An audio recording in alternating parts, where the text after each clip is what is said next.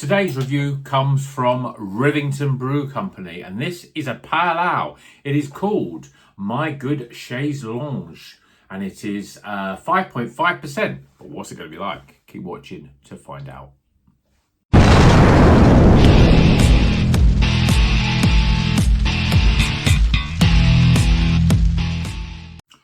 Welcome back to Rocker's Beer Review. Today we're drinking a pale ale. We don't always drink pale ales. Obviously we have a few of the supermarket pale ales that I drink, but generally when I go to the bottle shops, I pretty much stick to IPAs or double IPAs. But I thought I'd have a couple of pales, and I wanted to have something from Rivington because they have become a bit of a sort of favourite brewery of mine, and but I haven't really sort of touched on many pale ales from. So let's, had quite a few doubles, single IPAs, but not really much in the way of pale ales. So I thought I'd grab this one. What appealed to me was the hops are a little bit different. So this is a double dry hop pale, 5.5%. And it is brewed with Meridian, which is not a hop you see very often. Brew One, I mean, we've seen that, but it's not used as much these days. Mutueka, which obviously is used like in loads of beers. Mosaic Cryo and Brew One Lupo Max. It's got barley, wheat and oats, and as I say, it's in a big 500ml can from Rivington. My Good Chaise Longue. As I've said it, is it Chaise Longue or is it Chaise Lounge? No, I think it's Chaise Longue. I think there's that pronunciation there. But anyway, let's crack it open, get it in glass and see what it's all about. I thought I'd try a different glass as well. So I got my Iron Maiden Trooper glass there. It's a pint glass, it's a 500ml can. So yeah, I thought we'd change it up a bit. So yeah, pale ales. I mean, again, if you buy a good quality pale ale from a good brewery, there is a blur line between a pale ale and an IPA. I mean, for example, you can get that level of, that level of the body that you would want with an IPA. You can get close to that with pale ales. You do get a little bit more fizzy, but it's it's easier drinking. So, that's what it's all about. And beer in a glass. I don't know, I'm just going to move this and move myself a little bit because my light is not in the best position. There, that looks a bit better. So, beer in a glass, well, it's that sort of colour that we like, the custard colour. There's quite a lot of carbonation sticking up to the glass. The head is, I wouldn't even say that, it's just over one finger, but it's very, very loose. Look at the bubbles in there. Look at the sort of quite big bubbles as well. It's quite strange. So give it a quick top up. But looks pretty good in terms of colour. This is what I want a pale ale to look like. I don't want it to look like a sort of a slightly cloudy lager, as it were. I want it to look like a proper craft beer. The chicken soup, the custard, that's the sort of thing that I want. Looks pretty good in the old Trooper glass. Let's see what the aroma's like. Oh, it smells really good. I mean, Brew One, I like Brew One. It should be used more because it's very distinct in its pineapple aromas and flavours as well. And it's definitely the big sort of leading sort of aroma that you can smell from this. Lots of pineapple. There's a creaminess about it as well. But I'm getting pineapple. I'm getting citrus fruits like light lemons and limes. Obviously the Mutueka is giving you the limes. Smells pretty good and pretty inviting. So let's drink it. Cheers, everyone.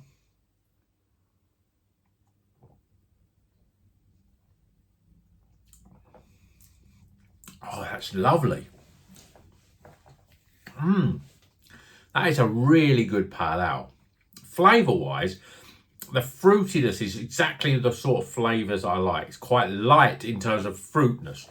Not light in terms of body. It's got quite, I suppose, a medium body, soft carbonation. There's this creaminess about it. I had that in the aroma and I thought, maybe I've just missed.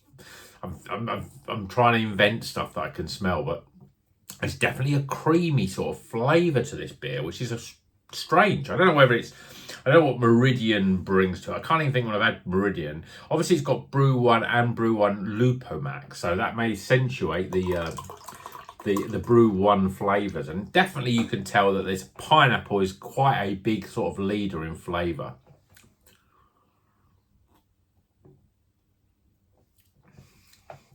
Oh, it's so drinkable. It's smooth. It's got this creamy, almost creamy in body, but creamy in flavour. I just think it's the pineapple. It's a real sort of fresh pineapple. Sometimes you can get pineapple flavours and it can be a real sort of over-ripened pineapple. It can be a little bit, get the dankness from it. But this is almost like pineapple, you know, that you would get out of a tin, you know, really sort of sweet and very sort of bright in terms of its flavour profile. The lime is just about right. It just cuts through some of that pineapple, but it doesn't over-dominate. Lots of beers with Motueka can be just really heavy on the lime.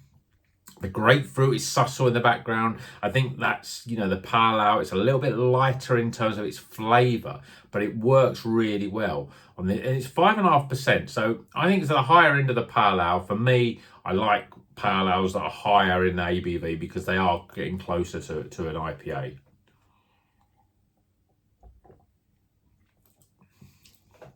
There's not much else I can say. It's just a really good beer. This is the sort of beer you crack open, you drink it, you think, oh, that's nice.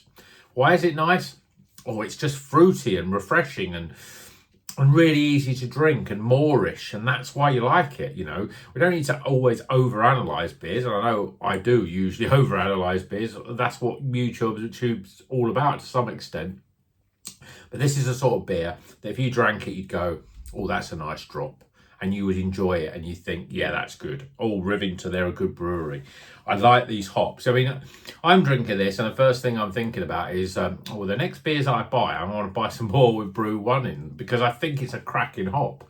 You don't see it. It's just become one of those sort of hops that's not as popular these days. I don't know whether hops, when it comes down to it, are they like, you know, like, obviously hops are grown and there's like seasons and stuff like that. Maybe Brew One made some great hops and that's why there was a good season of Brew One hops. And it had all the sort of right ingredients in terms of the soil and obviously the weather and all the rest of it. And wherever I think Brew One is an American.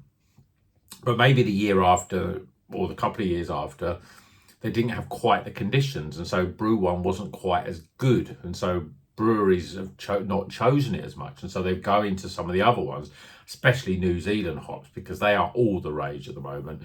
I'd almost get to the point where when I started drinking craft beer and the channel, especially in 2020, you didn't see many New Zealand hops, and compared to today, you know, the difference is night and day in this 4-year period.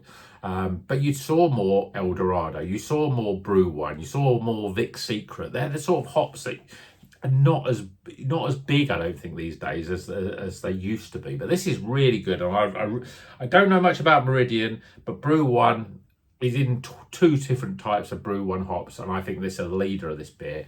And it's just really well balanced. That is the sort of beer that if I go to a pub and I'm drinking, let's say 6 pints, I don't want to be drinking a 6.5, a 7, 8% IPAs. It gets a little bit too much after a while. But this, I could sit in a pub and drink this all night. It's that sort of beer. It's smooth, but it's got loads of flavour in it. It's light in the flavour, but not light in the body. It's got a soft body, creamy sort of mouthfeel. I think this is the best pale ale I've had of the year.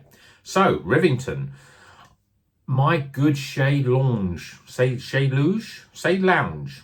I don't know how you pronounce it, but, you know, it's a good beer. So let's get some scores.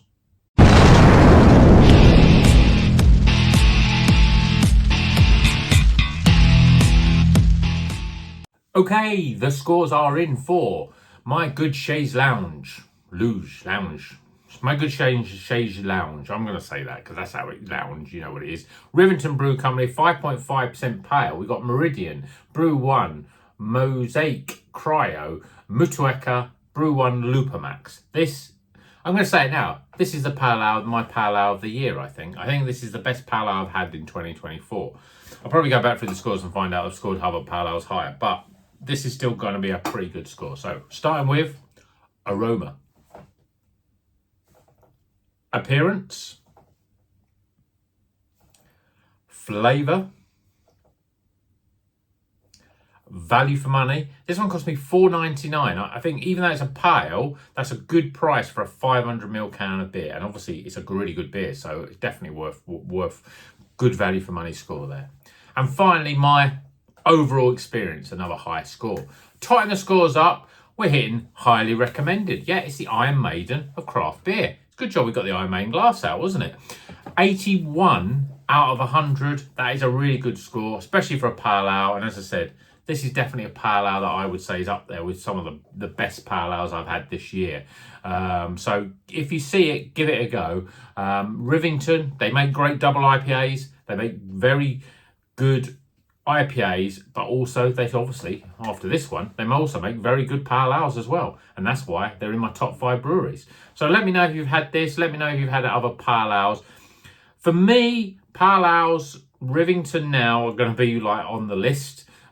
Polly still make really good, certainly their bottle shop stuff. I'm discounting the stuff I'm getting in the supermarkets from Polly's recently, but their bottle shop pale ales I think are really good as well. But let me know another brewery that you think makes really good pale ales. In fact, is there a brewery out there that you think, well, actually pale ales, they make better pale ales and they do IPAs and double IPAs? Let me know in the comments. And until the next one, well, you know what you're going to do. Drink good craft beer and keep on rocking.